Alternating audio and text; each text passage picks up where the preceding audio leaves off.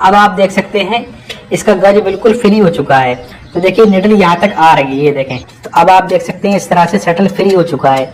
तो अब हमने इसकी टाइमिंग कैसे मिलाना है, सबसे मेन और इम्पोर्टेंट यही होती है।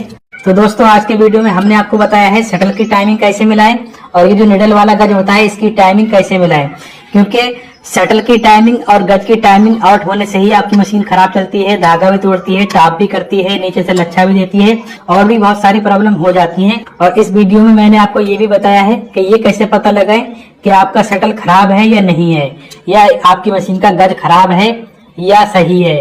तो ये सारी चीजें मैंने आपको इस वीडियो में बताई हैं। तो आइए वीडियो में आगे बढ़ते हैं। तो पहले हम फ्रंट प्लेट खोलते हैं।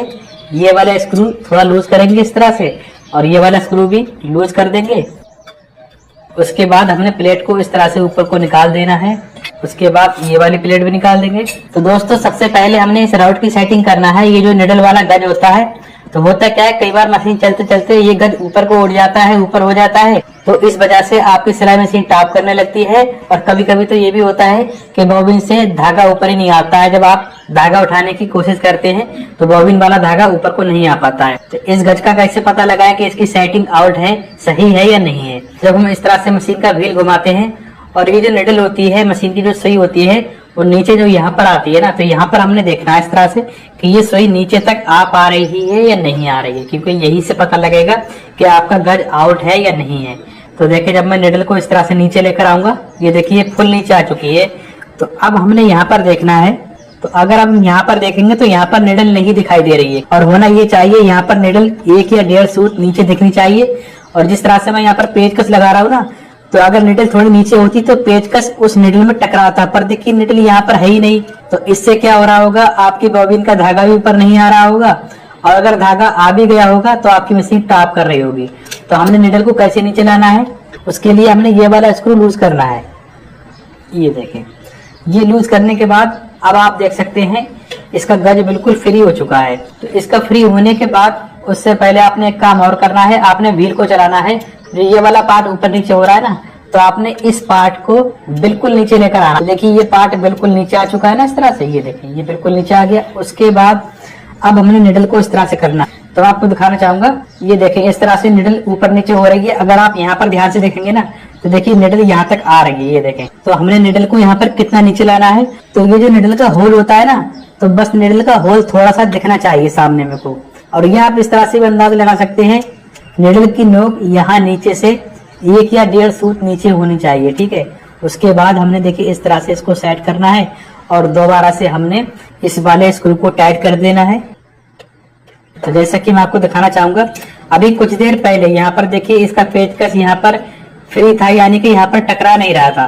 तो आप देखिए निडल नीचे आ चुकी है, तो यहाँ पर पेचकस टकरा रहा है, जैसा कि आप देख सकते हैं। तो दोस्तों ये तो बात हो गई निडल वाले राउट की, यानी कि इस गज की बात हो गई, इसकी सेटिंग भी हो गई। तो दोस्तों अब आते हैं मेन पॉइंट पर। ये जो मशीन का शटल होता है, तो जब इसकी सेटिंग थोड़ी सी भी आउट हो जाती है तो आपकी मशीन सही नहीं चलती है, धागा भी तोड़ती है और टाप भी करती है। सारी मशीन इस शटल के ऊपर ही चलती है। तो आइए अब शटल के पास चलते हैं, शटल की टाइमिंग मिलाना सीखते हैं। तो इसके लिए सबसे पहले हमने प्रेशर फूट खोल देना है, यानी कि बूट खोल देना है। ये देखिए इस तरह से निकल गया। उसके बाद ये वाली प्लेट भी खोल देना है हमने। फिर हमने मशीन के टीथ भी खोल देने हैं, यानी कि मशीन के जो दांत हैं इनके स्क्रू भी खोल देंगे।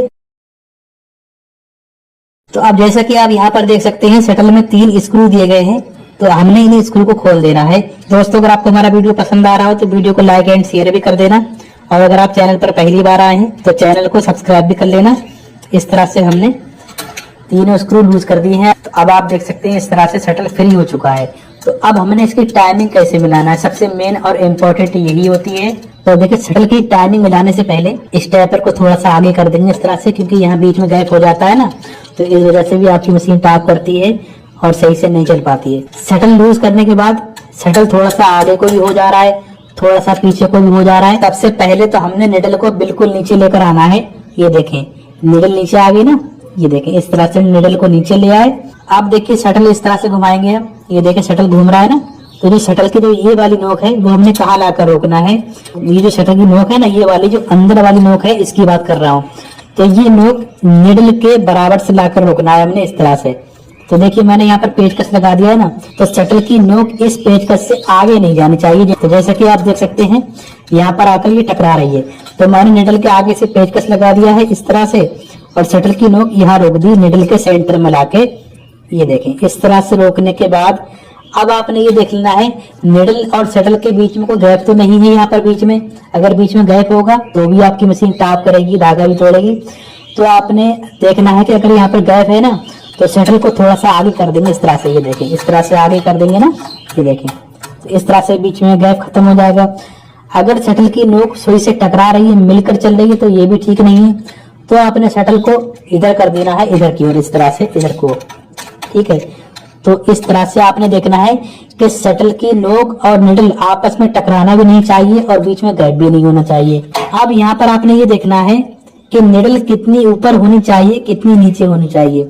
तो ये जो निडल का होल है ना, जो निडल में होल दिया गया है, ये होल, ये जो शटल की नोक है इसके जस्ट नीचे होनी चाहिए। इस तरह से देखिए, अब मैंने नीचे कर दिया ना थोड़ा। अब यहाँ पर निडल वाला होल जो है इस शटल की नोक के जस्ट नीचे है। ये तो इसके लिए हमने सबसे पहले एक स्क्रू को टाइट कर देना है। तो ये देखिए दोस्तों, जैसे ही शटल की नोक निडल से आगे निकल रही है यहाँ से, तो निडल का होल इस तरह से ऊपर को आ जा रहा है। तो इस तरह से हम देख सकते हैं मशीन की टाइमिंग बिल्कुल मिल चुकी है। अब यहाँ पर आप देखें निडल और शटल के बीच में कोई गैप भी नहीं है और आपस में टकरा भी नहीं रही है। बस आपने यही देखना होता है। तो जैसे ही शटल की नोक निडल के सेंटर में आई, ये देखें बराबर हो गई ना, तो अब यहाँ पर निडल का होल शटल की नोक से जस्ट नीचे है। तो अब जैसे ही निडल ऊपर उठना शुरू होगी और शटल की नोक आगे जाना शुरू होगी, तो निडल का होल इस तरह से ऊपर को आ जाएगा। ये देखें, ये शटल की टाइमिंग बिल्कुल मिल चुकी है। उसके बाद हमने सारे स्क्रू टाइट कर देने हैं। तो ये सेटिंग करने के बाद जब आप मशीन चलाएंगे तो आपकी मशीन बिल्कुल सही चलेगी, धागा भी नहीं तोड़ेगी, टाप भी नहीं करेगी, नीचे से लच्छा भी नहीं देगी, दाना भी नहीं देगी। ये सारी प्रॉब्लम खत्म हो जाएंगी।